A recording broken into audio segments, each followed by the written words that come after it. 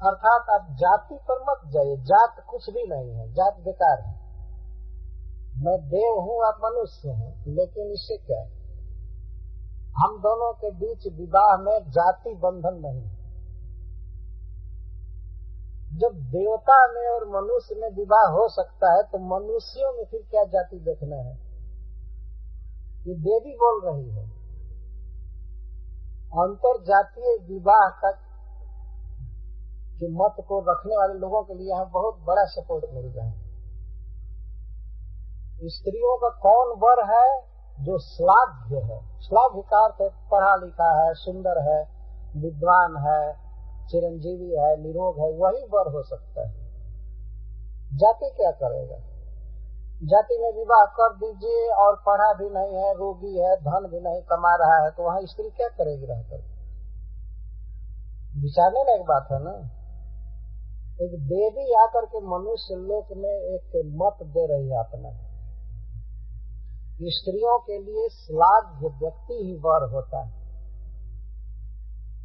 अच्छा है अपनी जाति में हो तो ठीक है, लेकिन कभी कभी अगर विजाति में भी बहुत सुंदर व्यक्ति मिलता है तो वही वर है, ठीक है। मैं यहाँ एक बहुत ही श्रेष्ठ आसन पर बैठा हूँ, इसलिए मैं सावधान हूँ कि कोई गलत बात न मेरे मुख से निकल जाए। मैं भी इस बात को मानता हूँ कि वास्तव में वर गुणवान होना चाहिए, महान होना चाहिए, सब तरह से सुशिक्षित होना चाहिए। हाँ, एक शर्त यह है कि भाई अपनी जाति का हो तो ठीक है, लेकिन जाति में न मिले तब गुणवान देखना चाहिए ना। जुआरी, शराबी सब विवाह दो, बस अपनी जाति का होना चाहिए, तो क्या करेगा? स्त्री खाने के लिए मर जाएगी। ये विचारणीय बात है ना। यहाँ देवता और मनुष्य का विवाह होने जा रहा है, इसलिए बात आ गई है। और देवी के तरफ से, स्त्री के तरफ से ही ये बात कही जा रही है। ऐसा नहीं उर्वशी का विचार कोई एक मनोकल्पित विचार है या भावुकता में बोल रही है, नहीं, बहुत शास्त्र की बात, नीति की बात कह रही है।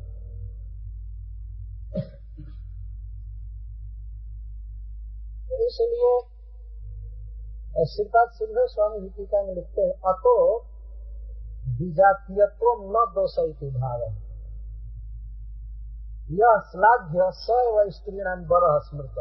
जो सब तरह से प्रशंसनीय है, धनी है, सुंदर है, निरोग है, विद्वान है, दाता है, उदार है, वही वास्तव में किसी का पति बनने लायक है, किसी स्त्री का।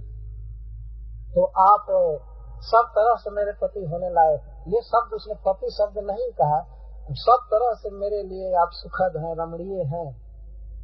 आप इसके लिए हिचक मत कीजिए कि मैं देवी हूँ, आप मनुष्य हैं, मैं श्रेष्ठ हूँ, आप कनिष्ठ हैं, ऐसा भाव मत कीजिए। आप ही वास्तव में श्रेष्ठ हैं मुझसे, या देवताओं से भी श्रेष्ठ है। यह बात कहकर के फिर एक शर्त लगा रही है। तो ये शर्त तो कोई शर्त नहीं है, लेकिन कहती कहीं भी मनुष्य को जाना चाहिए, लेकिन भोजन में कॉम्प्रोमाइज नहीं करना चाहिए। ये स्वर्ग में तो वहाँ ऐसा डालडा तेल सेल नहीं चलता है। वहाँ देवता लोग केवल घी खाते हैं, और वो भी गो घृत, कामधेनु गाय का घृत का।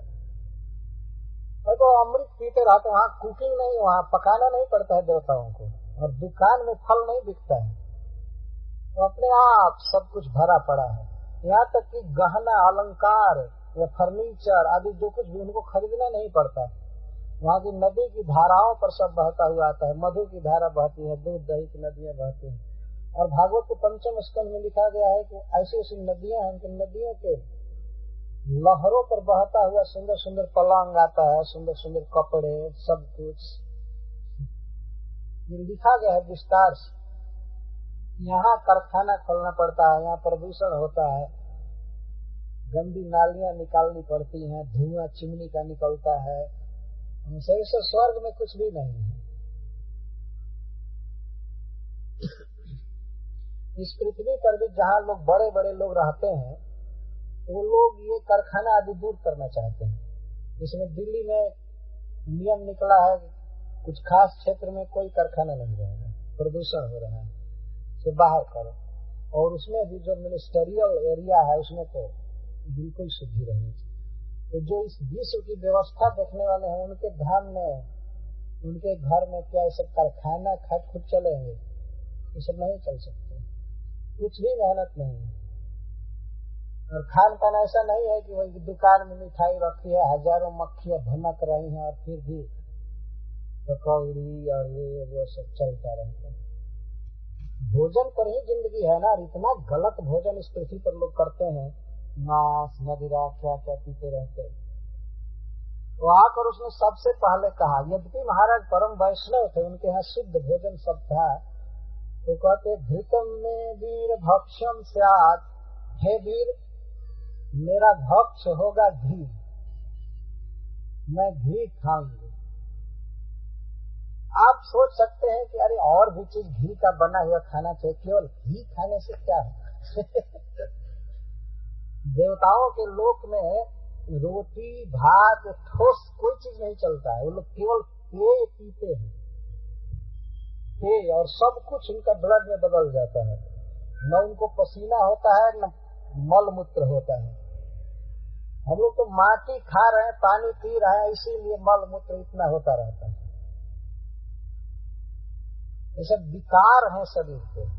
देवताओं का शरीर दूसरा है। घृतम में वीर भक्षम शायद, हे वीर मेरा भक्ष होगा घी, मतलब मैं आपके साथ रहूंगी, आपकी जाया बनूंगी, लेकिन भोजन में मैं जो खा करके आई हूँ वही खाऊंगी।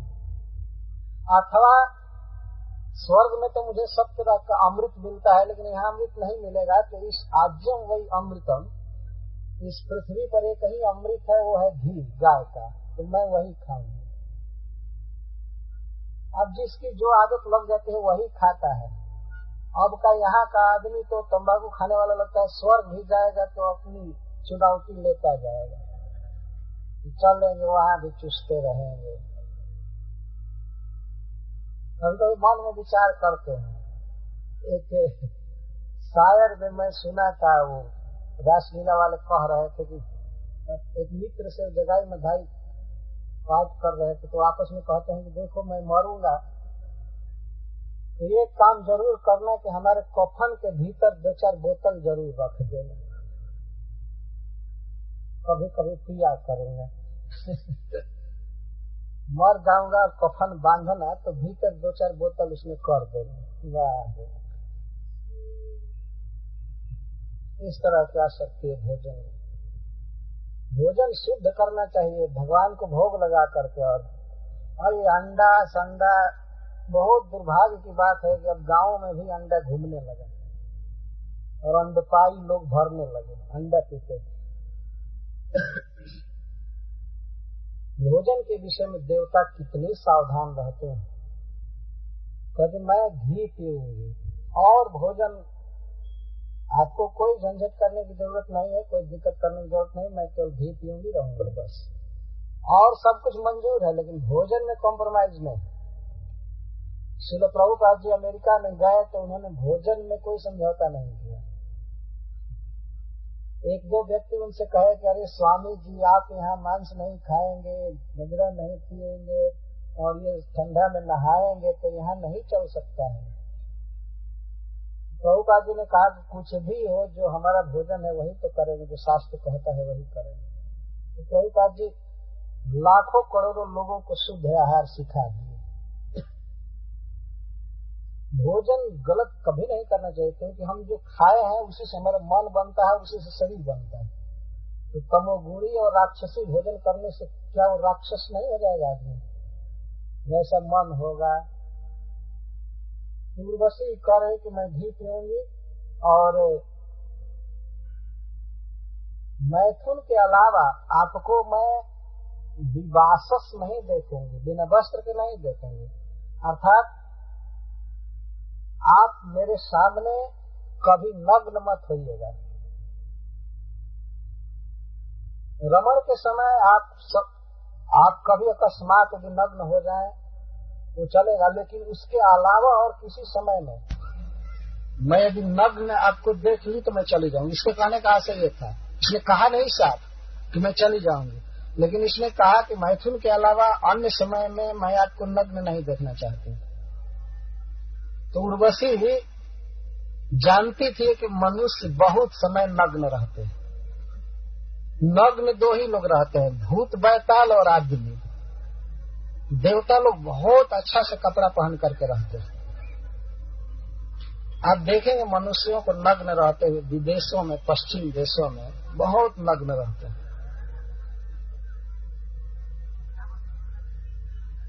कपड़ा पहनना चाहिए, भगवान ने बनाया है, अपने गुह्य अंगों को ढक कर रखना चाहिए जहां तहां। भागवत में एक कथा दी गई, एक नग्न जीत महाराज थे अयोध्या के, तो उन्होंने नग्न रहने वालों को बहुत मारा पीटा था, दंड दिया था, इसलिए उनका नाम पड़ा नग्न जीत। जहां तहां नग्न घूमना, ऐसे नहीं घूमना चाहिए। नग्न रहना है तो वन में रहना चाहिए। तो सुपर मार्केट में घूम रहे हैं और नंगे घूम रहे हैं, नग्न घूम रहे हैं, ये ठीक नहीं है। पहले के ऋषि मुनि रहते थे, कपड़ा नहीं मिलता था, जंगल में गुफा में रहते थे, नग्न है तो कोई बात नहीं। नग्न रहना बहुत बड़ा दोष है। कभी कभी तो लोग इतना ढीला लुंगी पहनते हैं कि सोते हैं और नग्न रहते हैं ओढ़ना में। यह भी एक बहुत बड़ा दोष है। हमेशा वस्त्र कस करके पहनना चाहिए ठीक तरह से। और तैयारी को यदि कोई तत्पर है दी है तो कहते हैं कमर कस करके तैयार। तो कमर ढीला है ठीक नहीं। कुछ लड़कों को तो मैं देखता हूँ दिन में सैकड़ों बार लुंगी बांधते रहते हैं। इसका मतलब वो ठीक से पहनना जानते नहीं। दो बात कहा इसने कि मैं नग्न नहीं देखना चाहती हूँ आपको और मैं घी खाऊंगी।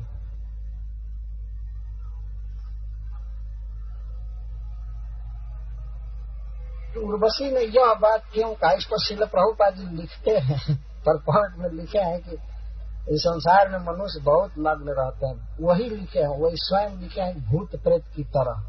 उसी का मैं अनुवाद कर रहा हूँ। भूत प्रेत नग्न रहते हैं, मनुष्य को नग्न नहीं रहना चाहिए।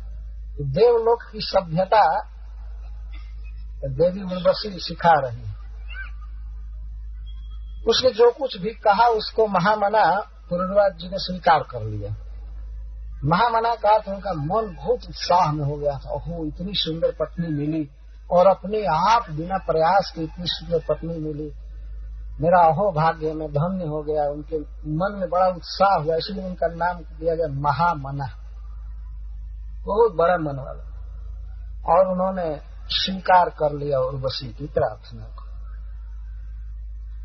तो ये तो उर्वशी से इनके मिलन की कथा हुई और वंश परंपरा गिनाई जा रही। उर्वशी के गर्भ से इनके 6 पुत्र होंगे, बाद में कथा आएगी।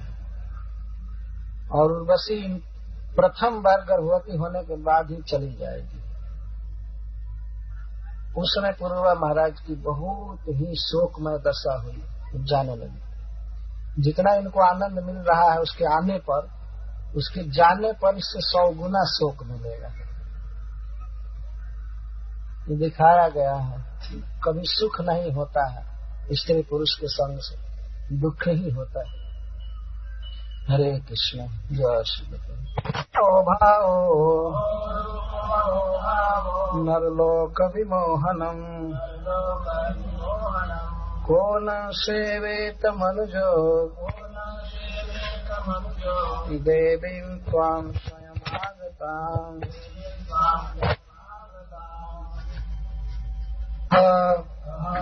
कौन न सेवेता सेवन करेगा, मनुजः मनुष्य उत्पन्न, मनुष्य, देवी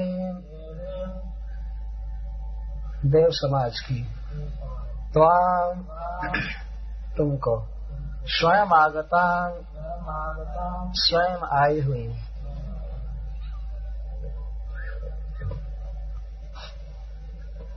तो जब देवी उर्वशी ने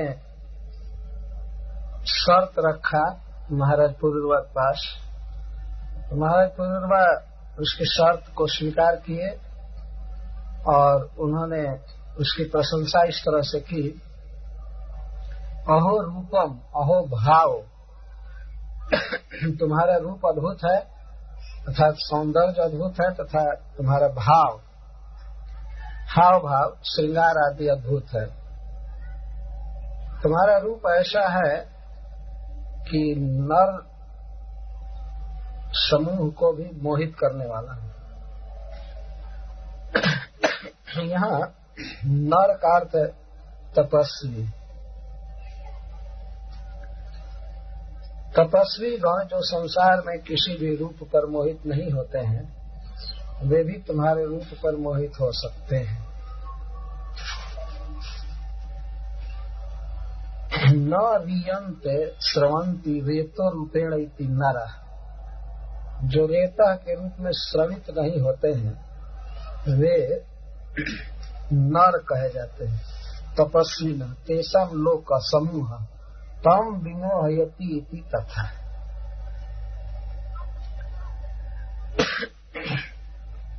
रेता का अर्थ होता है वीर्ज। वीर्ज में और उस व्यक्ति में कोई भेद नहीं माना जाता है। तो न रियंते रेतो रूपेण इति नरा, जो रेता के रूप में बीज के रूप में क्षरित नहीं होते हैं उनको नर कहते हैं। जैसे लोक में माना जाता है यह व्यक्ति किसका पुत्र है, तो वास्तव में वह पुत्र तो रेता है, बीज ही पुत्र बनता है। अतः बीज क्षरण होना और उस व्यक्ति का पतन होना दोनों को एक करके कहा गया है। नर का अर्थ तपस्वी और लोक का अर्थ समूह। तपस्वियों का समूह भी तुम्हारे रूप पर मोहित हो जाए। इसके द्वारा उर्वशी जी के सौंदर्य का वर्णन किया जा रहा है। नरलोक विमोहनम। यदि नरलोक का अर्थ किया जाए कि मनुष्य समूह को विमोहित करने वाला रूप, ही तो कोई बहुत बड़ी बात नहीं हुई। मनुष्य तो यही की स्त्रियों पर लुब्ध रहते हैं, इसी लोक की। तो यह कहा जब उर्वशी के लिए कि उर्वशी को देख करके मनुष्य समाज मोहित हो जाएगा, तो ये तो कोई आश्चर्य नहीं है। लेकिन आश्चर्य यह है कि तपस्वियों का समूह भी तुम्हारे रूप पर मोहित हो जाता है। ऐसा तुम्हारा श्रृंगार है, ऐसा तुम्हारा रूप है। तो कौन ऐसा मनुष्य होगा जिसके पास तुम स्वयं आओ और वह तुम्हारे प्रस्ताव को स्वीकार न करे, तुम्हारे साथ न रहना चाहे। कह मनुज त्वाम स्वयं आगता न सेवेत। सेवेत का अर्थ अंगीकार करना, तुमसे सुख प्राप्त करना। इस प्रकार महाराज पुरुरवा ने अभिनंदन किया उर्वशी के आगमन का। और अब श्री सुखदेव गोस्वामी कहते हैं कि उर्वशी के साथ वे पुरुष श्रेष्ठ पुरुरवा महाराज यथेष्ट विहार करने लगे। ब्रह्मांड में जो सबसे सुरम्य स्थान है, जैसे नंदन वन, चैत्र रथ, सर्वतोभद्र और विभ्राजक, ये 4 वन बड़े प्रसिद्ध हैं। तो उन वनों में जहाँ देवता विहार करते हैं, ये मनुष्य हो करके भी उर्वशी के साथ उन वनों में जाते थे, घूमते रहते। तया स पुरुष श्रेष्ठो रमयन्त्या यथार्हतः रेमे शुरविहारेषु कामं चैत्र रथादिषु। इस प्रकार पुरुष श्रेष्ठ पुरुरवा महाराज अत्यंत सुख देती हुई उर्वशी के साथ उसको सुख देते हुए और देवताओं के विहार स्थान चैत्ररथ आदि वनों में जथा योग्य और कामम, यथेष्ट, यथार्हत और कामम शब्द दिए जा रहे हैं, बहुत महत्वपूर्ण है। जथा योग्य और जथा काम विहार करने लगे। इस संसार में सबसे आकर्षक विषय है निसंदेह स्त्री। तो उर्वशी के रूप पर मोहित होकर पुरुरवा महाराज का अत्यंत आकर्षक स्थानों में भ्रमण उनको पूरा भगवान से विमुख कर दिया था। ऐसा कहा गया है नत्र कि पुरुरवा महाराज भगवान के परम भक्त थे, लेकिन ऐसा विषय का स्वभाव है, संसार के भोगों का ऐसा स्वभाव है कि व्यक्ति गिर जाता है भक्ति योग से। रे में शब्द इसमें दिया गया है रमयंत्या। रमयंत्या, रमयंती का यह अर्थ है कि उर्वशी सब तरह से महाराज पुरुरवा को सुख देना चाहती थी, अपने सुंदर शब्दों द्वारा, स्पर्श द्वारा, और इन्हें विविध प्रकार की भोज्य सामग्रियां देना बना करके किसी भी तरह से सुखी करना चाहती थी। और महाराज पुरुरवा वास्तव में सुखी थे रे में। रमण का अर्थ होता है स्वच्छंद विहार, स्वच्छंद, और वह भी दो क्रिया विशेषण दिए गए हैं, जथा अर्हता और कामम। कामम का अर्थ होता है जितनी अपनी इच्छा थी जहां जाने की, जो सुख भोगने की भोग रहे थे। और इसके साथ ही साथ यह भी कहा जाता है जथा अर्हता, देश काल के अनुसार, वैदिक मर्यादा के अनुसार। कभी इन्होंने नियम नहीं तोड़ा, इसको जथार्हता, जथा योग्य।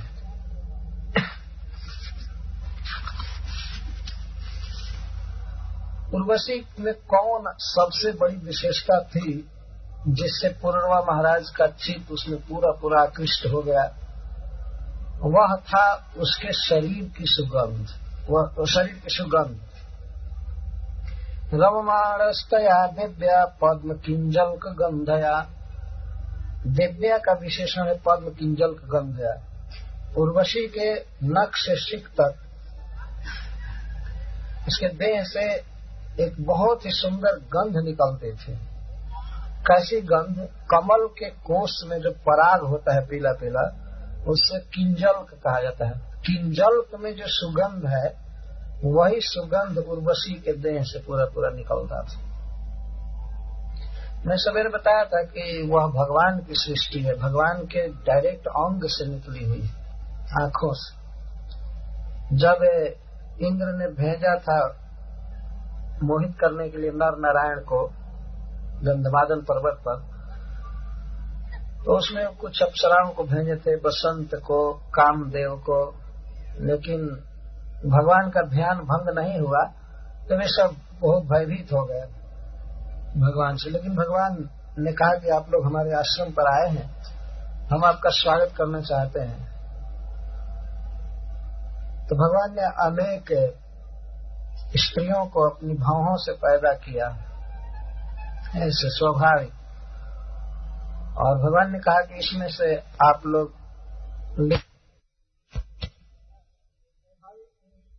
उर्वशी के देह से सुगंध निकलती। उर्वशी इस ब्रह्मांड में बहुत श्रेष्ठ पद है।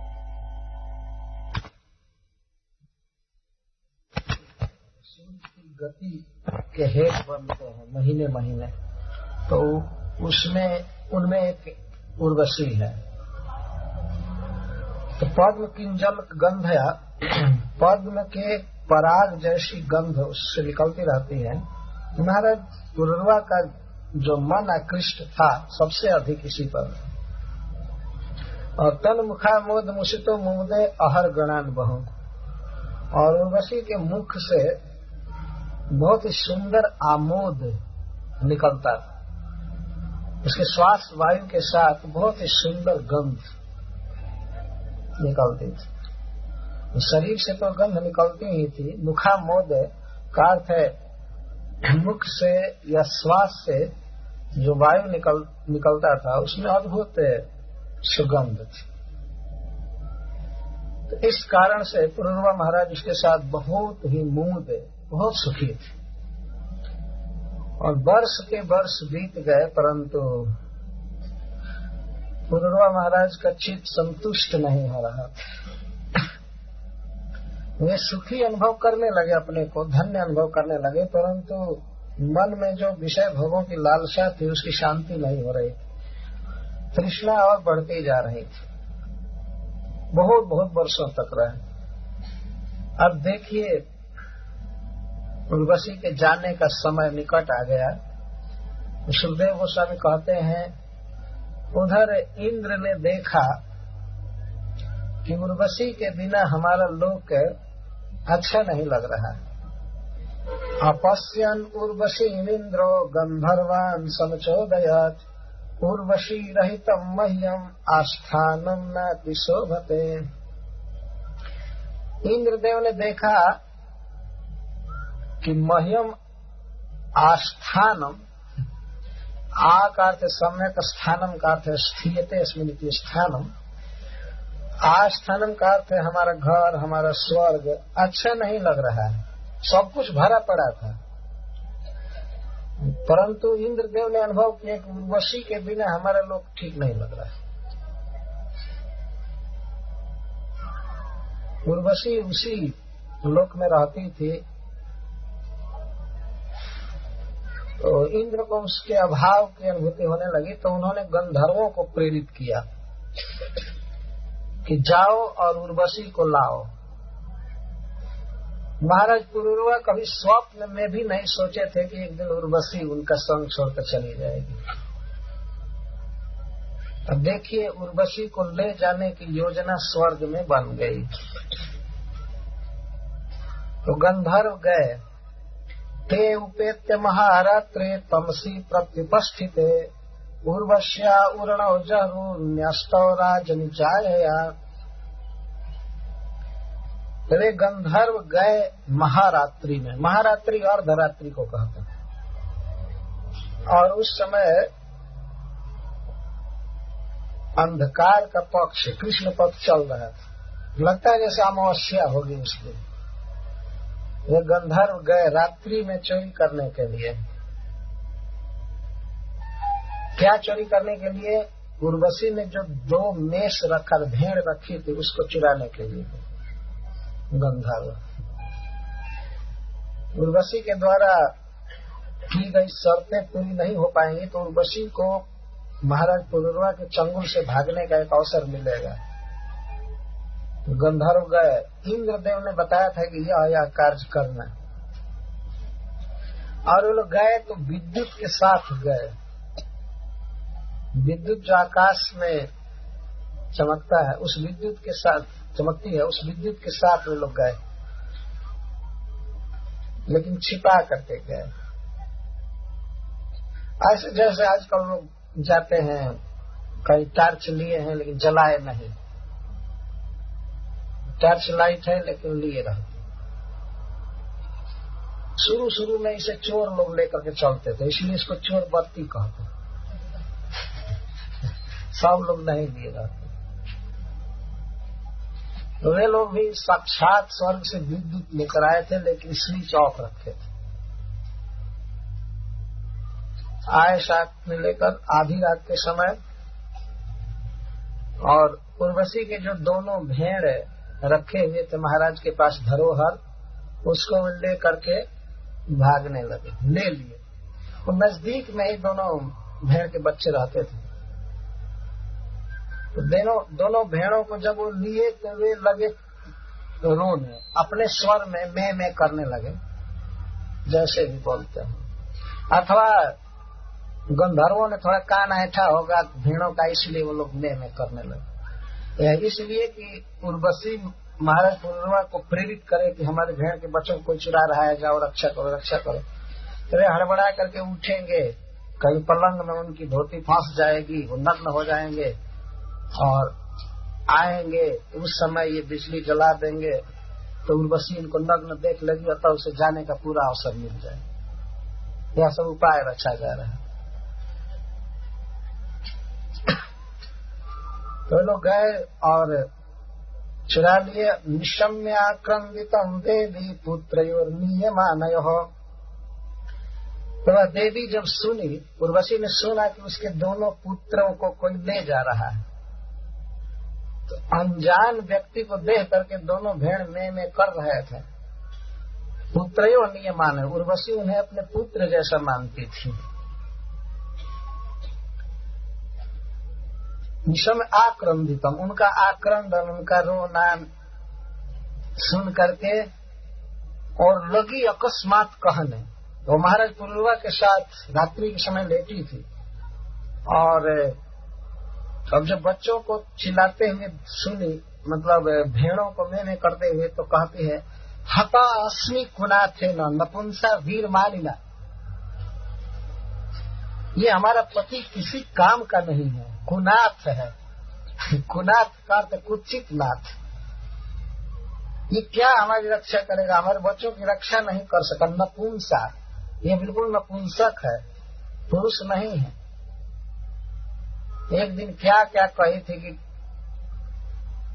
कौन ऐसी स्त्री है जो आपके साथ संग नहीं चाहेगी और आपकी भुजाओं में आकर के वो वहां से उसका मन हट जाए, ऐसा नहीं हो सकता।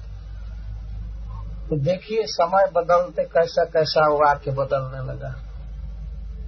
महाराज पुरुरवा जैसे वीर पुरुष जिनके गुणों को सुन करके स्वयं आई थी इस पृथ्वी पर, और उन्होंने पूरा पूरा प्यार दिया, स्नेह दिया, सब कुछ दिया, उसे सब तरह से सुख दिया, लेकिन उसके दो भेड़ जब चिल्लाने लगे तो कहती हता अस्मि, मैं मर गई, मैं मर गई इस कुत्सित नाथ से, मुझे पता नहीं था कि इतना नालायक है यह।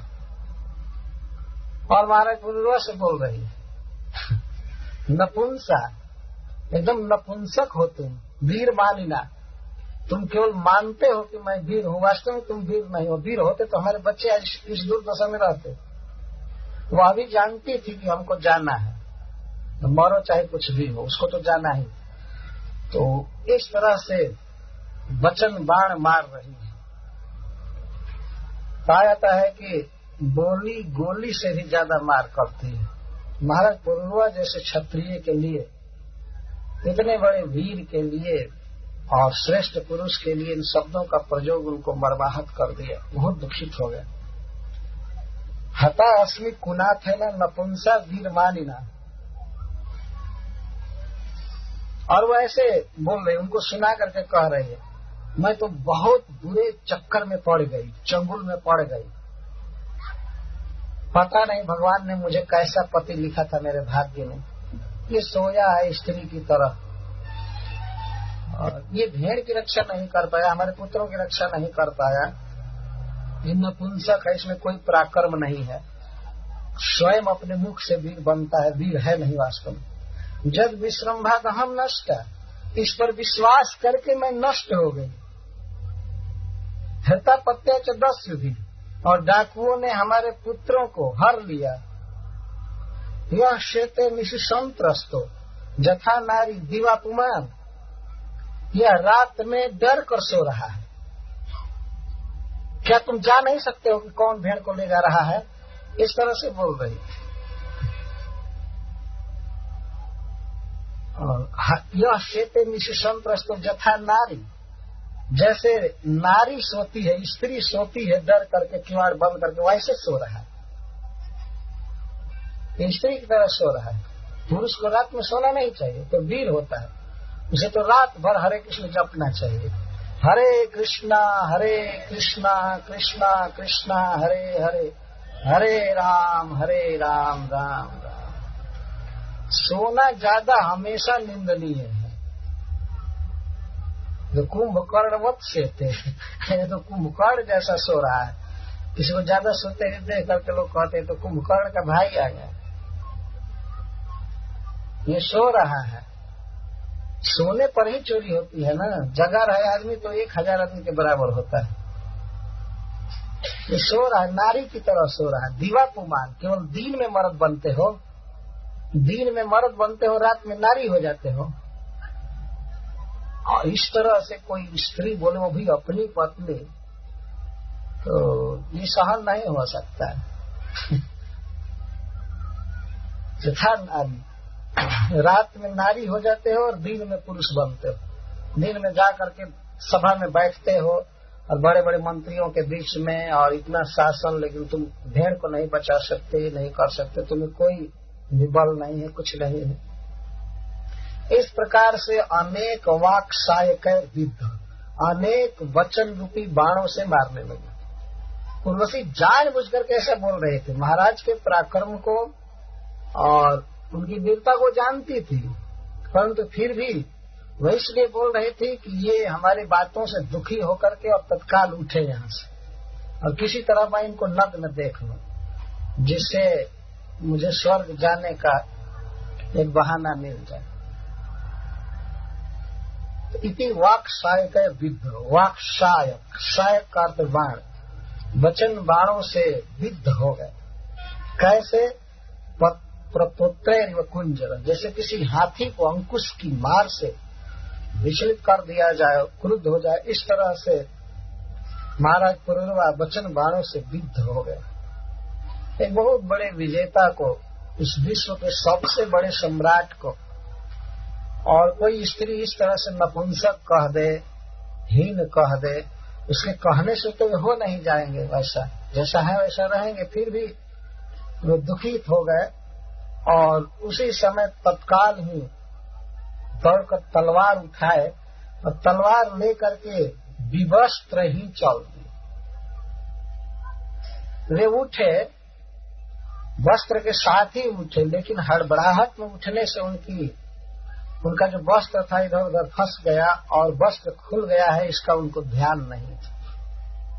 और हाथ में तलवार लेकर के वे चले, और जेम ही चले, बेड से थोड़ा ही दूर, 2-4 पग थे ही वे गंधर्व विद्युत चमकाने लगे, पूरा प्रकाश हो गया, और उर्वशी ने उनको देख लिया नग्न देख ली, तो उनसे बात भी नहीं की। उसको तो जाना था, केवल बहाना देखती थी, और बस वो उठ करके चल दी, वहां से भाग गई स्वर्ग के लिए। ते विसृज्योरण तत्र विद्युत अपने साथ लिए थे, तो उन्होंने श्री चावन कर दिया, पूरा प्रकाश हो गया। प्रकाश हो गया, उधर से दोनों भेड़ को लेकर के महाराज पुरुरवा आ रहे थे। तो आते समय स्पष्ट उर्वशी ने देख लिया कि नग्न है, इसलिए अब वो वहां से चल दी। महाराज पुरुरवा को इसका ध्यान नहीं था कि ये चली जाएगी, वो कुछ शर्त को नहीं समझे थे, वो चली गई। और जब महाराज आए अपने शयन कक्ष में आए, तो वहां उर्वशी को नहीं देखे। इसका अर्थ है कि उर्वशी भी पीछे पीछे जा रही थी, और वे भेड़ों को लेकर के जब लौटे तो वहां नग्न देखी और चली गई। उसकी शर्त पूरी नहीं हुई, खंडित हो गया, उसको बहाना मिला और चली गई। आई लोपि शयने जायाम पश्यन् विमनाइव तच्चित्तो विह्वल शोचन् बभ्रामुन्मत्तवन् महिम्। महाराज आयल जिनके शयन है, यहाँ शयन का अर्थ पर्यंक, पर्यंक पर नहीं देखे, खिन्न हो गए। खिन्न होकर के उसी दशा में अब उन्हें वस्त्र पहनने की सुधि नहीं हो रही थी, वे लगे खोजने उसको, पर्यंक के नीचे खोज रहे हैं, घर में खोजने लगे, इधर उधर चारों तरफ, लेकिन अब तो थी नहीं, खिन्न हो गए। तच्चितो विह्वल शोचन बभ्राम उन्मत्तवन महिम। उनका चित्त केवल उर्वशी में लगा था। उर्वशी कैसे बोलती थी, चलती थी, कैसे उनसे प्रेम करती थी, और भी उसके हाव भाव, उसकी क्रियाएं ही याद आती थी। और विकल हो गए, विह्वल हो गए, शोक में पड़ गए, हाय हाय करने लगे, और पागल की तरह पृथ्वी पर घूमने लगे। उन्मत्तवत् महिम विभ्राम,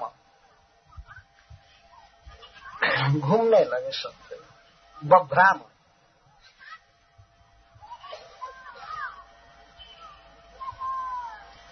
ये है विषय का आवेश। आप जरा मिलान कीजिए, जब महाराज पुरुरवा बिना स्त्री के थे उस समय कितना सुखी थे, और अब स्त्री के खो जाने के बाद कितना दुखी। लेकिन यदि विचार करके देखा जाए तो महाराज पुरूरवा का कुछ भी नहीं गया था। उर्वशी उनके पास न रहे तो उनसे उनका घाटा क्या था? कौन सा सुख मिला उससे? और नहीं है तो क्या दुख है? लेकिन केवल मन में अभाव की अनुभूति होने लगी, तो वे विलाप करने लगे। भगवान श्री राम सीता के विरह में जो विलाप किए हैं, तो आचार्यगण कहते हैं कि कामियों की दशा को भगवान दिखा रहे हैं। ऐसा ही दुख होता है। कामिन के दीनता दिखाई और धीरन के मन वीरत दृढ़ाई। जो धैर्य रखते हैं, संसार को भोगने के लिए व्याकुल नहीं है, वे लोग भगवान राम की लीला को देख करके और वीरत होंगे, भोगों से उनका मन भागेगा। और कामियों की दशा दिखाए भगवान के कितने लाचार बेचारा होते हैं। लगता है स्त्री नहीं है तो उनका कुछ भी नहीं है, सब कुछ चला है। महाराज पुरूरवा की ये दशा हो रही है। देखिए, एक एक विशेषण सुखदेव गोस्वामी दे रहे। तच्चित्तः, इसका अर्थ है कि मन में 24 घंटे उर्वशी का स्मरण हो रहा है। विह्वलः, अब कोई क्रियाकलाप नहीं कर पाते थे, यहाँ तक कि खाना स्नान करना तक उनसे अब नहीं हो रहा है। ये विह्वल शब्द से व्यक्त किया जा रहा है। वलम का अर्थ है चाल, चलन, गति। और शोचन, शोक में डूबे रहते और बभ्राम, घूमते रहते। घूमते थे उससे मिलने के लिए, पूछते थे सब जगह, और लोग उनकी खिल्ली उड़ाते थे सब जगह के। क्या हो गया है महाराज पुरूरवा को, क्या हो गया? हा उर्वशी, हा उर्वशी, हा उर्वशी, यही उनके लिए महामंत्र रह गया। यही हमेशा बोलते रहते।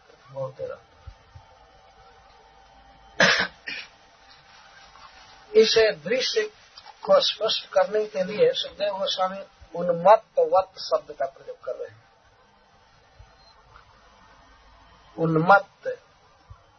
उन्मत्त का अर्थ होता है किसी को भूत लग गया है, वायु रोग हो गया है, वह व्यक्ति जैसे बकता रहता है, चलता रहता है, बिना वस्त्र के हो जाता है, उसको शुद्धि नहीं रहती है। और इस तरह से वे न नहाते थे, न अच्छी तरह से खाते थे, हमेशा बकते रहते थे, घूमते रहते थे, पागल की तरह थे। इस तरह से अब उनका घर छूट गया, सब कुछ छूट गया। उनके राज्य का भार तो मंत्री लोग संभाल रहे थे।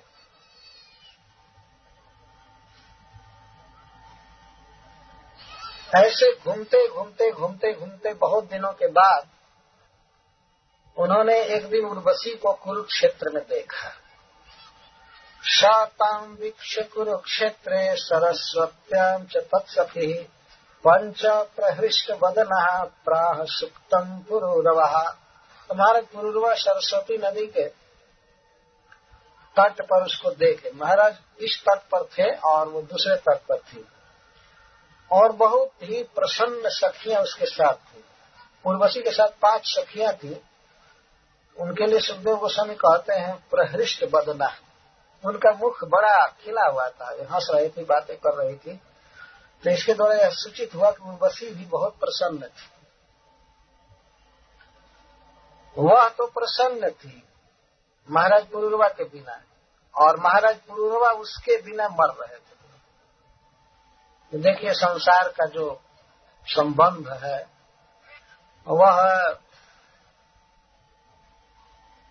क्या कहा जाए, कहीं कहीं 36 जैसा होता है, कहीं कहीं 66 जैसा, 33 जैसा होता है। ये जो पुरूरवा और महाराज पुरूरवा और उर्वशी का संबंध है 66 जैसा है। ऐसे 6 और 6 लिखते हैं, 66। एक 6 का मुख एक 6 की ओर है, लेकिन दूसरे 6 का मुख दूसरे तरफ। बातचीत करना चाहते हैं तो वो जानती है कि पुरूरवा महाराज है, और बहुत कम पानी था, ये पार हो सकते थे, जाने की कोशिश कर रहे थे, उस पार जाने लगे। लेकिन जब उससे भेंट करने की सोचने लगे तो 5 सखियों के साथ चल दिए, इनसे बात भी नहीं करना चाहती थी। वही स्त्री जो इनकी पत्नी बनी हुई थी और स्वयं गई थी, आज विनय करने पर भी उनसे बातचीत नहीं कर रही थी। यह प्रसंग वेदों में लिखा गया है, बारंबार इसकी चर्चा है। उर्वशी ने जो कहा था महाराज पुरुरवा को, बहुत ही सुंदर उपदेश किया था, वो उपदेश यहाँ आ रहा है। जैसे तुलसीदास जी को उनकी पत्नी रत्ना ने उपदेश दिया था। कभी कभी आदमी अपने पत्नी के उपदेश से ही भगवान का भजन करता है, गुरु का उपदेश उतना काम नहीं करता है जितना पत्नी का उपदेश काम करता है। कभी कभी तो ऐसे बैरागी आते हैं साधु बनने के लिए जो स्त्री का लात खाते हैं, उसके बाद चलते हैं, अब क्या करें। लेकिन 2-4 दिन में बैराग ठंडा हो जाता है, फिर जथा स्थान हो जाता है। तो महाराज पूर्व विनय कर रहे थे और वो चली जा रही थी, बातचीत नहीं करना चाहते। तो कहते हैं, अहो जाए तिष्ठ तिष्ठ घोरे न त्यक्तुमर्हसि। अहो जाए, हे मेरी पत्नी, हे प्रिय, तिष्ठ तिष्ठ, खड़ी हो जाओ, खड़ी हो जाओ, रुको रुको रुको। जब नहीं रुक रही है तो कहते हैं घोरे, वो पत्थर हृदय वाली, रुक जाओ रुक जाओ, काठ हृदय वाली। भगवान ने तुम्हारा कलेजा मांस का नहीं बनाया, लगता है पत्थर का बना दिया। तो घोरे, हे घोरे, हे घोर स्वभाव वाली, रुको रुको। न त्यक्तुम अर्हसि। अरे ठीक तो बोल रहा था, क्या हो गया?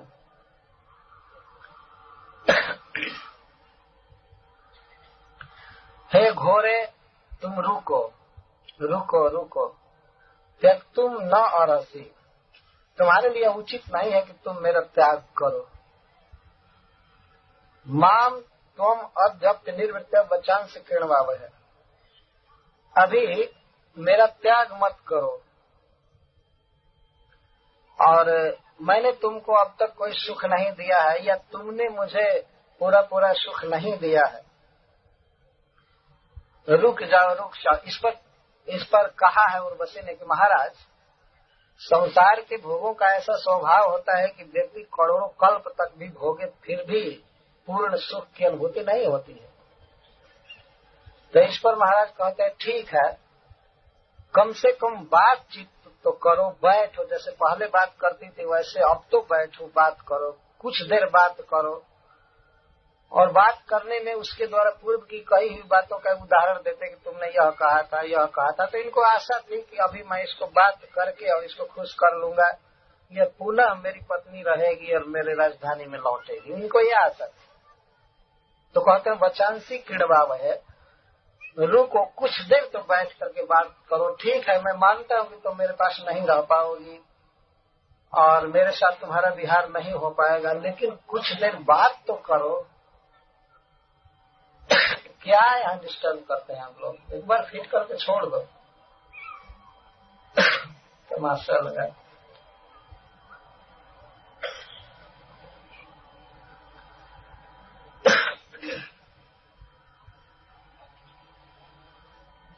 ठीक बोल रहा था पहले। अद्य अपि अनिर्वृत्य, अनिर्वृत्य दोनों के लिए है। मैंने तुमको पूर्ण सुख नहीं दिया या तुमसे मैं पूर्ण सुख नहीं प्राप्त कर पाया। तो वास्तव में संसार के भोगों का ऐसा स्वभाव है कि कभी भी पूर्ण तृप्ति नहीं हो सकती। सुख पाने की विषय भोग की लालसा नित्य नवीन रहती है। इसीलिए विवेकी पुरुषों को चाहिए कि वे वैराग्य का आश्रय लें। संसार के भोगों को भोगने से कभी तृप्ति नहीं होगी, छोड़ने से तृप्ति हो जाएगी। ये स्वभाव है भोगों का। तो कहते हैं रुको रुको, कम से कम वचांसी क्रीड़वाव है, कुछ बात तो करो। क्या है, आज मेरा इतना अधिकार नहीं रह गया कि तुम मुझसे कुछ बात करो। जब फिर भी नहीं रुकती है तब कहते हैं कि देखो, सुदेहो एवं पतत यत्र, हे देवी जिस सुंदर देह पर रिझ करके तुम स्वर्ग से आई थी, आज निश्चित मैं आत्महत्या करूंगा तुम्हारे सामने। मैं यहाँ मरने जा रहा हूँ, मेरा यह सुंदर देह अभी गिर जाएगा और इसको वृक्ष खाएंगे, भेड़िए खाएंगे, गिद्ध खाएंगे और रात्रि में सियार खाएंगे। दया उत्पन्न करने के लिए बोल रहे हैं। सुदेहोऽयं पतत्यत्र देवी दूरं हृतस्त्वया खादन्तेनं वृकागृध्रा त्वत्प्रसादस्य नास्पदम्। हे देवी, हे प्रिय, त्वत्प्रसादस्य नास्पदम्, यदि तुम मुझ पर प्रसन्न नहीं हो पाओगी, तुम्हारी कृपा मुझे प्राप्त नहीं हो पाएगी, तो मैं आत्महत्या करूंगा। इतने वर्षों तक, इतने दिनों तक मैं किसी तरह से रहा, लेकिन आज यदि तुम मेरे साथ बात नहीं करोगी, मेरे साथ नहीं बैठोगी, तो मैं निश्चित मरूंगा। और वर्तमान क्रिया का प्रयोग कर रहे हैं कि अयम सुदेह पतति, देखो देखो अब ये शरीर गिरने जा रहा है, मैं मरने जा रहा हूं। तो जिस देह को तुम अपनी भुजाओं में ली हो, जिसके साथ घूमी हो, विहार की हो, वह देह गिद्धों के पेट में चला जाएगा, वृकों के पेट में चला जाएगा, वे नोच नोच करके इसको खाएंगे। क्या इस दृश्य की याद करके, कल्पना करके तुम्हारा हृदय नहीं पिघल रहा है? दया करो मुझ पर, दया नहीं करोगी तो मैं मर जाऊंगा। सुदेहो यम पतति यत्र देवी दूरम हृतस्त्वया, त्वया हृतस, तुम्हारे द्वारा त्यक्त, हृतकार त्यक्त, तुम्हारे द्वारा त्यक्त हो करके मैं जी नहीं सकता, और इस देह को वृक और गिद्ध खा जाएंगे। और वास्तव में महाराज पूर्वा आत्महत्या के लिए उद्यत हो गए। वे ऐसा वर्णन है, टीकाकार कहते हैं कि सरस्वती नदी के किसी ऊंचे तट पर खड़े होकर के दिखा रहे हैं, या किसी ऊंचे टीले पर, कि मैं आत्मपात करने जा रहा हूँ, इस पेड़ पर चढ़ करके मैं आत्मपात कर लूंगा, और हमको थोड़ा भी बेहोश देखेंगे भेड़िए और गिद्ध तेरे आ जाएंगे। भेड़िए तो ऐसे जीवित भी आदमी को खा जाते हैं सोने पर, और मरने पर गिद्ध खाते हैं। तो मेरा शरीर इस तरह से नष्ट हो जाएगा, मैं जीऊंगा नहीं तुम्हारे बिना इस संसार में। तब इस पर उर्वशी ने जो सूक्त कहा है महाराज पूर्वा के लिए, वो बहुत ही प्रसिद्ध है। बारंबार इसकी चर्चा की गई है कि उर्वशी ने जो सूक्त कहा था वो वेदों में किस तरह लिखा गया। कई जगह चर्चाएं चलती रहती है। उर्वशी कहती है, उर्वशी का यह वाक्य बहुत ही सुंदर प्रेरणा देता है। उर्वशी कहती है, मां मृथा पुरुषोऽसि त्वं मा स्मृत्वा दुर्वृकायि में, मां मृथा, मरिए मत पुरुषोऽसि त्वं, आप पुरुष हैं, क्यों इस तरह से आत्महत्या कर रहे हैं, क्यों मर रहे हैं? क्या मेरे बिना इस संसार में आपके लिए कोई सुख नहीं है? तो मरिए मत, मां मृथा पुरुषोऽसि त्वं, आप पुरुष हैं। त्वम शब्द से कह रहे तुम मरो मत, पुरुष हो। पुरुष का धर्म है धैर्य रखना, पुरुषार्थ कहते भी हैं, चाहे स्त्री कोई कार्य करे चाहे कुछ भी, उसको पुरुषार्थ कर। पुरुष हो, मरो मत, और सचमुच कहीं भेड़िए तुमको न खा जाए, तुमको सचमुच ही वृक न खा जाए। तो फिर महाराज पूर्वा ने कहा कि यदि तुम रुक जाओगी और मेरे साथ पूर्वोत मित्रता रखोगी तो मैं आत्महत्या नहीं करूंगा। तब कहते हैं, क्वापि सख्यम नव स्त्रीणाम वृकाणाम हृदयम जथा। महाराज आपको पता नहीं है, स्त्रियों का किसी के साथ सख्य नहीं होता है। जैसे वृकों का हृदय होता है वैसे स्त्रियों का हृदय होता है। एक स्त्री बोल रही है और इस बात में सच्चाई है, वृकाणाम हृदयम जथा। जैसे वृक का, भेड़िए का हृदय होता है कठिन, वैसे स्त्रियों का हृदय कठिन होता है महाराज। उनका सच्चा प्रेम किसी भी व्यक्ति के साथ नहीं होता। ये सामान्य जनरल स्त्रियों के लिए बात कही जा रही है। कुछ बहुत उच्च कोटि की स्त्रियां हुई हैं, उनके लिए ये बात नहीं कही जाती। कहीं भी समझना चाहिए वाक्यार्थ को। और यह जो प्रसंग उर्वशी कह रही है, इसमें स्त्री निंदा अभिप्रेत नहीं है। स्त्रियों की निंदा करने के लिए ये बात नहीं कही जा रही है, लेकिन पुरुषों की जो अनावश्यक आसक्ति स्त्रियों में हो जाती है, उस आसक्ति पर व्याघात करने के लिए वाक्य कहा जा रहा है। श्रीमद् भागवतम में यह उद्देश्य नहीं है कि स्त्रियों की निंदा की जाए, स्त्रियों को दुखी की जाए, यह की जाए, परंतु संसार में सबका देखा हुआ विषय है, सबसे अधिक भगवत विमुख है करने वाली जो वस्तु है इस संसार में, वो है स्त्री। इसीलिए भगवान के भक्ति में बाधक होने से कुछ बातें कही जा रही हैं। मां वृथा पुरुषोषितो मां स्वादिर वृकाई में, इमे वृका का क्या अर्थ है? क्या वहां पर कुछ वृक, कुछ बाघ वहां पर खड़े थे क्या? इमे शब्द करे और कहने कहा से महाराज आप अगर थोड़ा भी बेहोश होंगे तो ये भेड़िए आपको सचमुच खा जाएंगे, आप इस तरह से मत रहिए। इमे शब्द का यहाँ अर्थ करते हैं आचार्य इंद्रियां। आप मरिए मत, आप पुरुष हैं, आपको ये इंद्रिय रूपी वृक न खा जाए। इस संसार में ये जो इंद्रियां हैं वास्तव में आत्मा के सुख को ये खा रही, इतना आसक्त नहीं होना चाहिए। उर्वशी से क्या आत्महित हो सकता था पूर्व महाराज का? क्या होता? और मान लीजिए उर्वशी में सुगंध है, सुंदरता है, हाव भाव श्रृंगार है, तो उससे तो आंखें, कान और स्पर्श इंद्रिय, त्वग इंद्रिय, यही सब तृप्त हो सकते हैं। आत्मा का उसे क्या सुख है, क्या संस्पर्श है?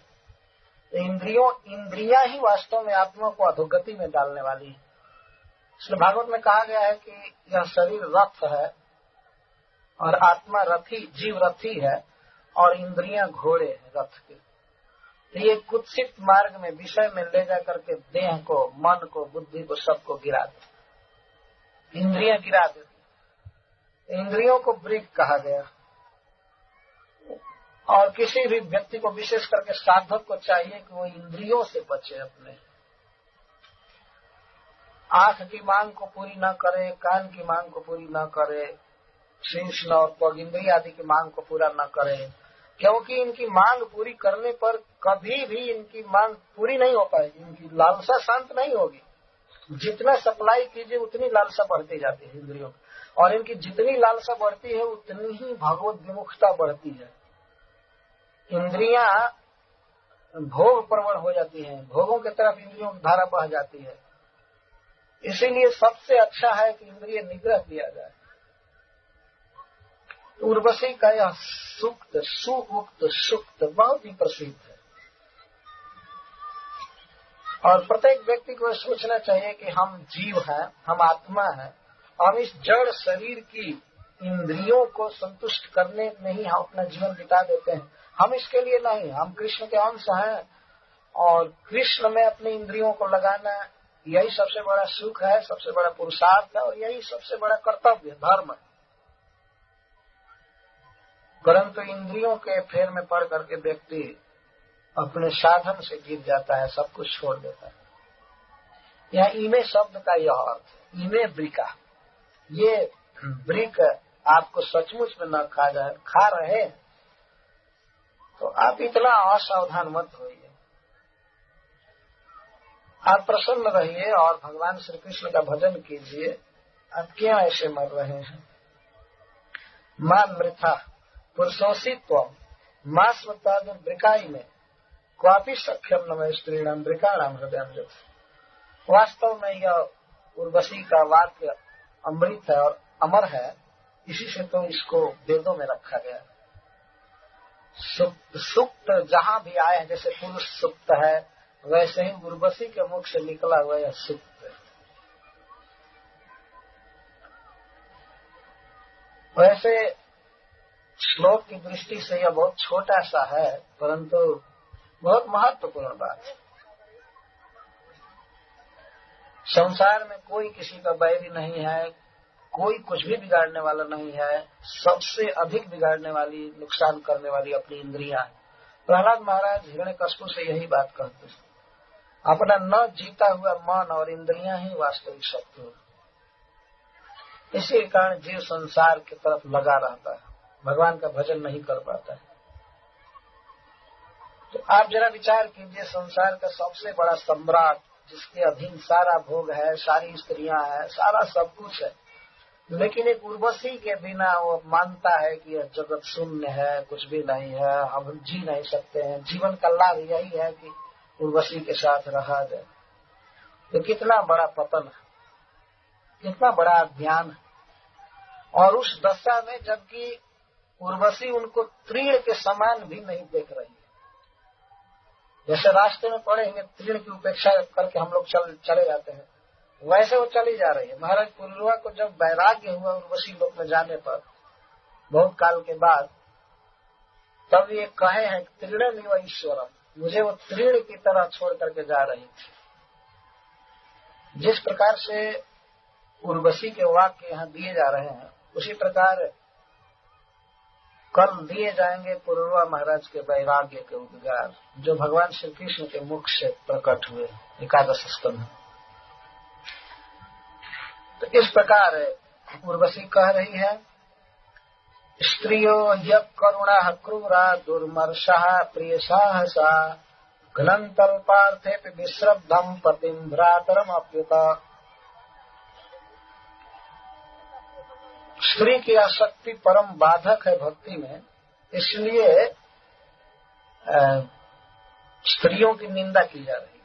और निंदा करना यह विधेय नहीं है, अभिप्रेत नहीं है। अभिप्रेत है पुरुष का स्त्री में आसक्त न होना और स्त्री का पुरुष में आसक्त न होना। स्त्रियः ही अकरुणा, स्त्रियां अकरुण होती हैं। करुण का अर्थ होता है जिसमें करुणा है, करुणावान को करुण करना, जिसमें दया है। करुणा का क्या अर्थ है? करुणा या दया का अर्थ होता है दूसरे के दुख को दूर करने की इच्छा, उसको करुणा का, और इससे जो युक्त है उसको करुण का।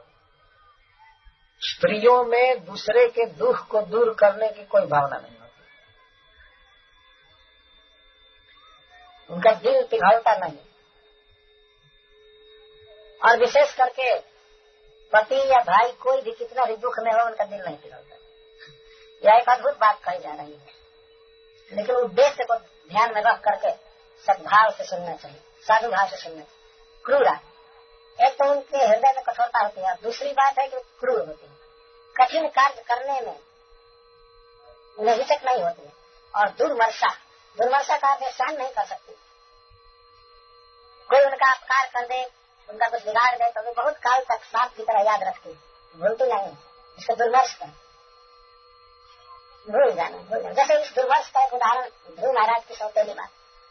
जब ध्रुव महाराज अपने पिता की गोद में चढ़ना चाहते थे, तो वो कहते जाओ जाओ वन में तपस्या करो भगवान का, और वे जब प्रकट हो तो वर मांगो कि हमारी मृत्यु हो जाए और मर करके मेरे गर्भ से जन्म लोगे, तब राज्य आसन पर बैठो।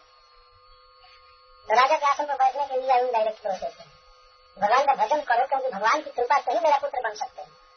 तो इस कहने का उसका आशा था कि जाओ वन में तप करके मर जाओ, भगवान से यही वर मांगो कि सुरुचि के गर्भ से मेरा जन्म दीजिए, अब मेरा बेटा बनोगे तब आसन पर बैठो, दूसरे के द्वारा उत्पन्न होकर आसन पर नहीं बैठ।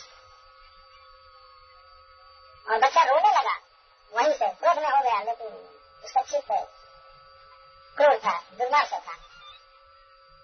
दुर्मर्ष प्रिय साहस, प्रिय साहस है कि जो कार्य उनको प्रिय लग जाएगा उसके लिए अद्भुत साहस करना पड़ेगा। इसके लिए कुछ भी बलिदान करना पड़ेगा, तैयार है, उनको प्रिय लग जाना चाहिए। श्रीमद् भागवतम में कुछ बातें ऐसी रखी गई है कि कोई किसी वर्ग पर दोष नहीं ले सकता, क्योंकि यह जो लेक्चर है वो एक स्त्री को मुझसे दिया गया।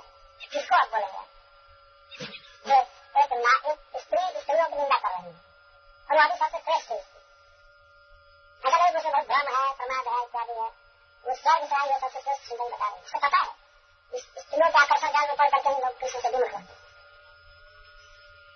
और कहते घ्नन्ति अल्पार्थ्य की, थोड़े से सुख के लिए, थोड़े से अर्थ के लिए वे अपने पति को और भाई को भी मारते थे। पति भ्रातरम अपनी होता, कभी अन्य प्रेमी को मरवा देना और कुछ कर देना उनके लिए तो बाय हटता था। और ये अल्पार्थ है, अल्पार्थ है, पति उनके स्वच्छंद विहार में बाधा दिया तो उसको मरवा देती। संसार में साक्षी है इतिहास इसका, पति को मरवा देती है, भाई को मरवा देती है, और को तो यह घनन में स्वयं ही दूसरा भी इस तरह की बातें स्वर्ग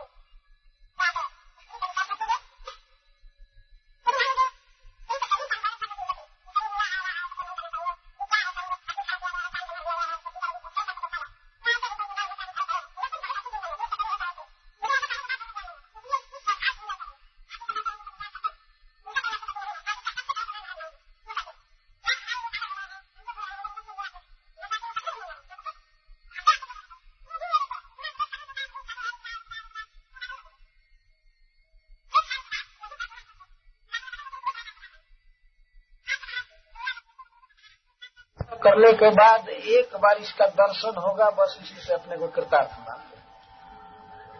अद्भुत इनका विषय का आवेश।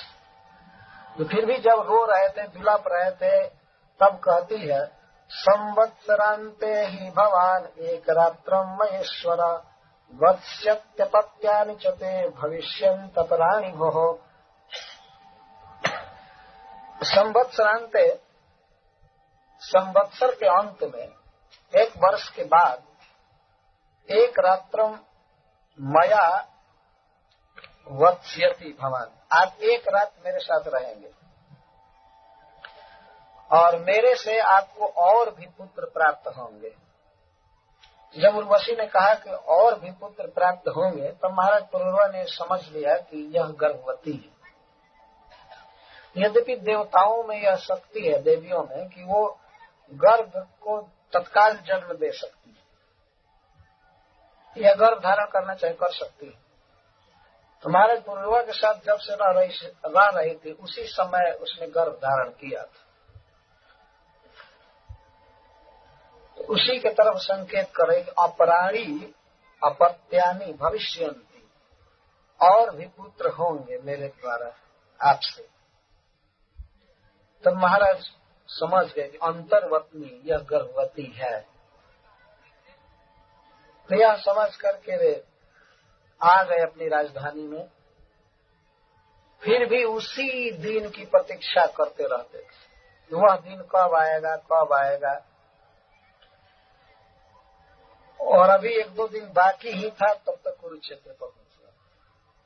पुनस्तत्र गतोपदान्ते उर्वशी वीर मातरम, वहां गए।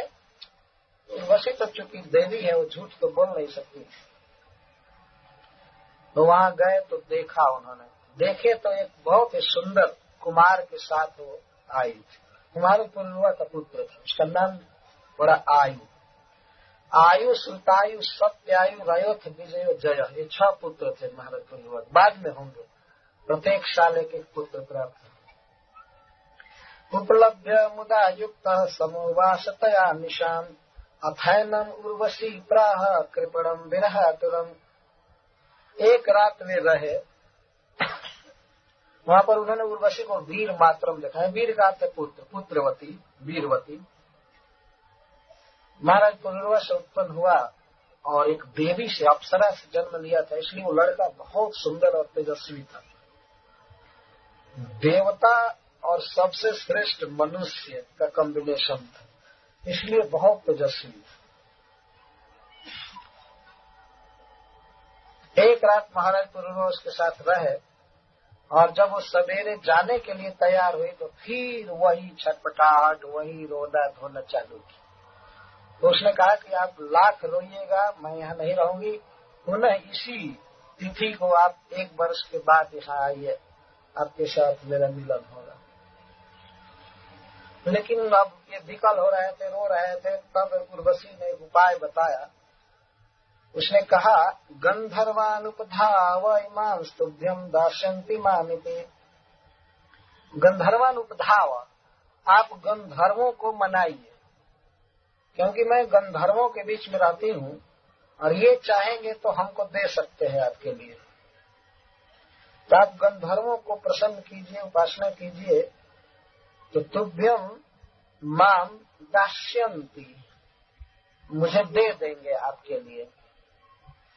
इससे यह सिद्ध हुआ कि उर्वशी भी चाहती थी, लेकिन वह परवश थी, इनके साथ नहीं रह सकती थी।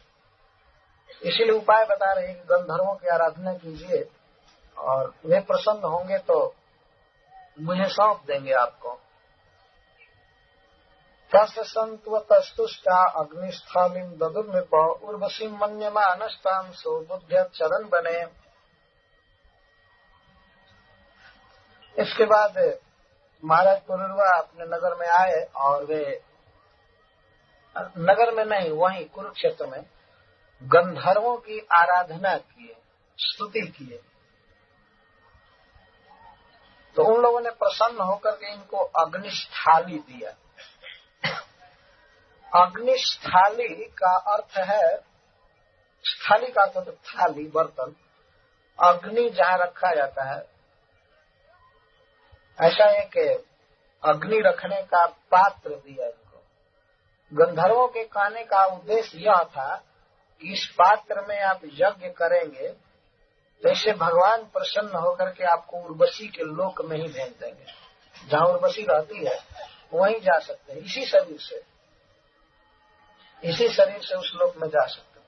तो गंधर्वों ने यह तो उचित नहीं समझा कि उर्वशी पृथ्वी पर जाए, लेकिन महाराज पुरुरवा ही स्वर्ग में आ जाएंगे, ये व्यवस्था हो जाएगी। इसके लिए उन्होंने अग्निस्थाली दिया, यज्ञ करने के लिए पात्र, अग्नि उत्पन्न करने का पात्र।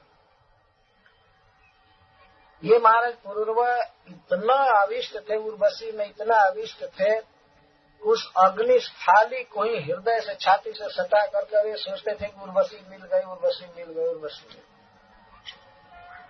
और बड़े खुशी के साथ घूमते थे।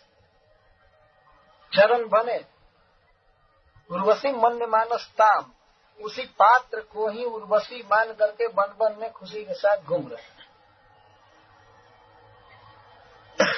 लेकिन अबुद्धता, बाद में उन्हें समझ में आया कि नहीं, ये तो पात्र है, ये तो उर्वशी नहीं है। तो उसे स्थाली को नस बने गत्वा गृहानाध्याय तो निशी त्रेतायाम संप्रवृत्ताया मनसी प्रयवत, उस स्थाली को वन में रख दिए और ध्यायतः गृहान गत्वा, और उर्वशी का ही ध्यान करते हुए उसी के चिंतन में डूबे हुए अपने घर गए। इस तरह से वे रहने लगे। तब तक उसी समय त्रेता युग प्रारंभ हुआ। कुछ काल के बाद त्रेता युग प्रारंभ हुआ तो महाराज पुरुरवा के मन में यज्ञ करने की वासना अपने आप उभर आई, क्योंकि त्रेता का युग धर्म है यज्ञ करना, सतयुग का युग धर्म है ध्यान करना। उसमें भगवान में मन अपने आप आविष्ट रहता है, बिना किसी बाहरी उपकरण के मन अपने आप भगवान के रूप, नाम, लीला आदि में लगा रहा।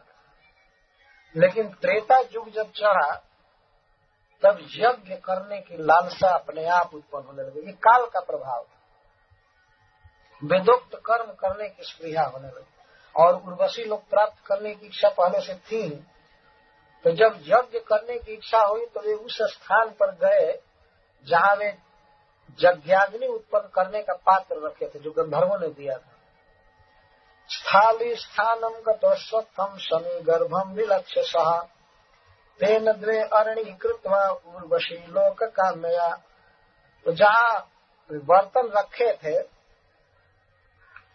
उस स्थान पर गए तो उन्होंने देखा कि शमी के गर्भ में एक अश्वत्थ उगा हुआ है।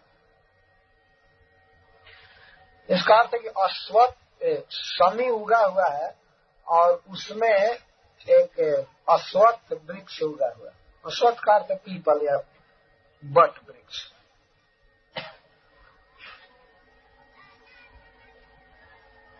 इस विषय में कभी कभी भिन्नता होती है कि वे जमीन पर बर्तन को नहीं रखे थे, वास्तव में शमी वृक्ष पर वे रखे थे और बर्तन में ही वो शमी से एक वृक्ष उत्पन्न होकर के उस बर्तन में छेद करता हुआ और उगा था ऐसे अश्वत्थ वृक्ष। उसी वृक्ष को लेकर, उसकी लकड़ी को लेकर तेना द्वे अरणी कृतवा उर्वशी लोक कामया, उससे वे अरणी बनाए, 2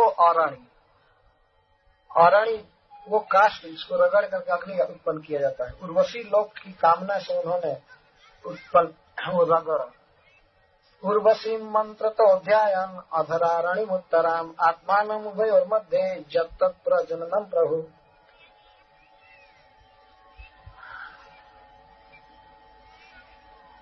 तो जो ऊपर की लकड़ी थी और नीचे की लकड़ी थी और एक बीच में लकड़ी होती है दारू, उसको रगड़ने पर आग उत्पन्न हो जाती है। जिस समय ब्राह्मण लोग यज्ञ कर रहे थे और आग उत्पन्न करना चाहते थे, महाराज पुरुरवा को रगड़ने की लकड़ी का है, तो उनका ध्यान यही हो रहा था कि एक मैं हूँ, एक उर्वशी है और एक मेरा पुत्र है। उस अरणी के बदले अपना ही चिंतन हो रहा था और उर्वशी कितना अभिष्ट। तो उस काष्ठ के मंथन से अग्नि देवता प्रकट हुए। इसीलिए अग्नि को महाराज पुरुरवा का पुत्र माना जाता है। ये वेदों में लिखा गया है, एक उदाहरण टीका में आया है।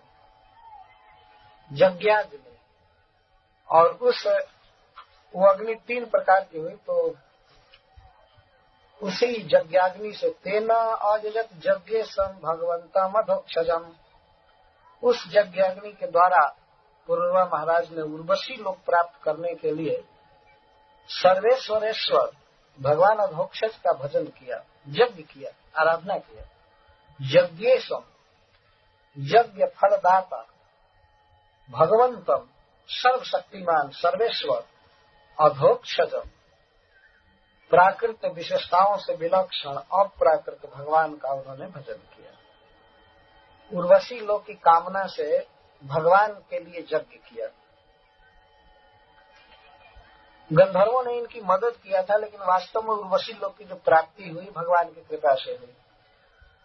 भगवान एक बार और इनको दिखाना चाहते थे कि देखो, उर्वशी लोक में, बहुत सुंदर लोक में, स्वर्ग में, और उर्वशी के साथ लाखों करोड़ वर्ष भोग भोगने के बाद भी तुम्हें सुख प्राप्त नहीं हो सकता है।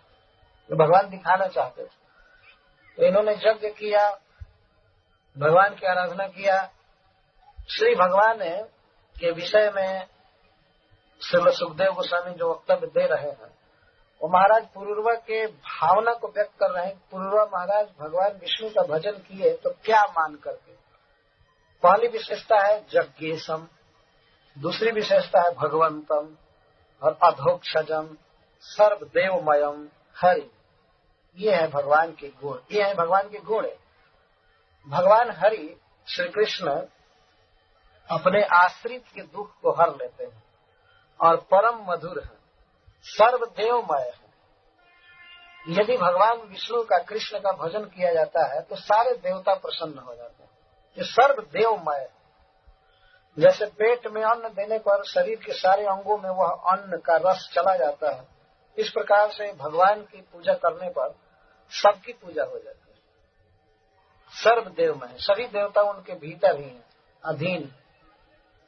यदि सभी देवताओं की कृपा चाहिए, सबका आशीर्वाद चाहिए, तो भगवान कृष्ण का भजन करना चाहिए।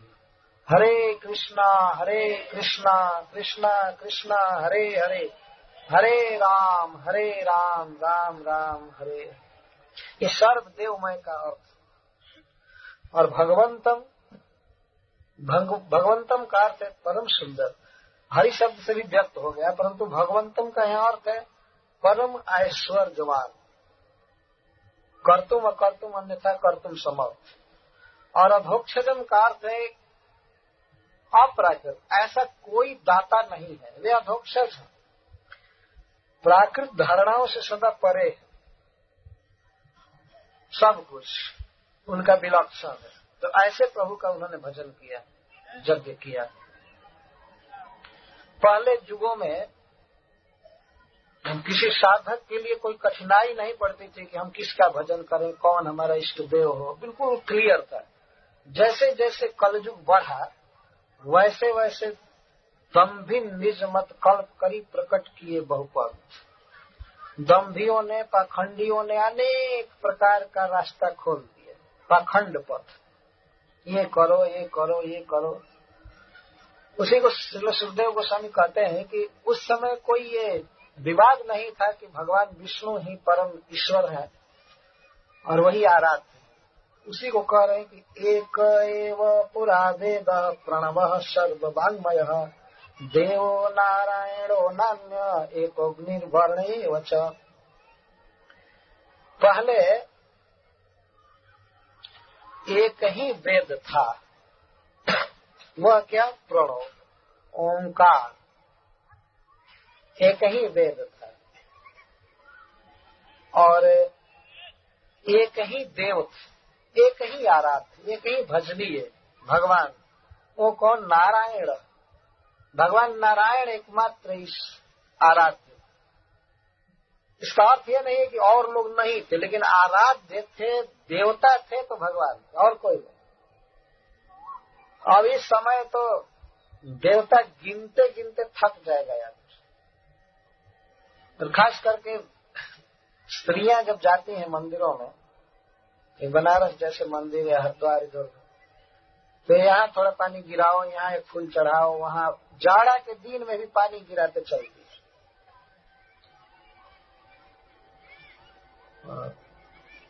भगवान ने कह दिया पत्रम पुष्पम फलम तय मुझको दो, तो वे सोचते हैं किसी को भी पत्रम पुष्पम दिया जा सकता। और गंगा जी, एक तो तर्क दे रहा था एक व्यक्ति, गंगा जी जिसके जटा से गिरती है उसको क्या पानी देना है, लेकिन फिर भी पानी दिया जाता है क्योंकि उनको जहर फूंक दिया है, विष लग गया है, तो शांत करने के लिए पानी चढ़ाया जाता है। तो जाड़ा में भी ठंडा पानी उनके ऊपर डाला जाता है। और भगवान शिव की पूजा में अब कोई पूजा रह ही नहीं गई है, कहीं पूजा है नहाओ और एक उल्टा पानी दे दो, बस काफी पूजा हो गई, ऐसा लोग मानते। और उसको लोक में पुजेरू कहते हैं, पुजारी कहते हैं, क्योंकि वो अभी करने वाले अब लोग नहीं, तो वो भी नहीं करते। तो जो भी हो, बहुत बहुत इष्ट देव के शोध में पढ़ने की जरूरत नहीं है। भगवान नारायण ही इष्ट देव है, और नाग्न्य एको अग्नि, और एक ही अग्नि, और वर्ण भी एक ही था, पहले हंस नाम था वर्ण। पुरुरवा महाराज के समय से अग्नि 3 हुआ, और त्रेता युग प्रारंभ हुआ उसी समय से भगवान की आराधना मंदिरों में प्रारंभ हुई खूब जोर से, क्योंकि अब लोगों का मन इधर उधर रहने पर भगवान में नहीं लगता था। तब आचार्यों ने बड़े बड़े मंदिर बनाए, भगवान के श्री विग्रह की स्थापना होने लगी, जिससे कि ठीक ठीक उनका ज्ञान प्राप्त हो। एकादश स्कंध में यह बात लिखी गई, स्वयं भगवान इस बात को कहे। क्योंकि सतयुग में बिना प्रयास के ही भगवान का नाम जीभ पर आता रहता था, मन में भगवान के रूप गुण लीलाएं गूंजती रहती थी, इसलिए उस समय आप कोई आवश्यकता नहीं पड़ती। तो उस अग्नि से यज्ञ किया उन्होंने, जिसको अपनी प्रजा मानते थे, अपने संतान मान गए थे, और यज्ञ करने के बाद महाराज पुरुरवा को गंधर्व लोक मिला। इस पृथ्वी से चले गए, इसी शरीर से गए स्वर्ग में, वहां जाकर के बहुत काल तक उर्वशी के साथ रहे, लेकिन विषय भोगों का स्वभाव अग्नि की तरह है। जैसे अग्नि में घी की बूंदे डालिए तो अग्नि शांत नहीं होता है, बढ़ता जाता है, उसी प्रकार से विषय भोग पाने से मन की तृष्णा और बढ़ती जाती है और बढ़ती जाती है। तो कल हम लोग सुनेंगे महाराज पुरुरवा किस प्रकार विरक्त हुए, उर्वशी लोग को उन्होंने स्वयं त्याग दिया, उसने बिना उपदेश के ही छोड़ दिया। और इतना उदात्त, इतना महान प्रसंग है कि भगवान श्री कृष्ण उद्धव जी को जब उपदेश कर रहे हैं स्वतंत्र हृदय से, तो अपने आप प्रभु के मुख से निकला है, जिस बात से उनके भक्तों का हित हो सकता है, उस बात को सुनाते सुनाते सत्संग की महिमा के उपकरण में, प्रसंग में उन्होंने महाराज आयल का उदाहरण दिया है।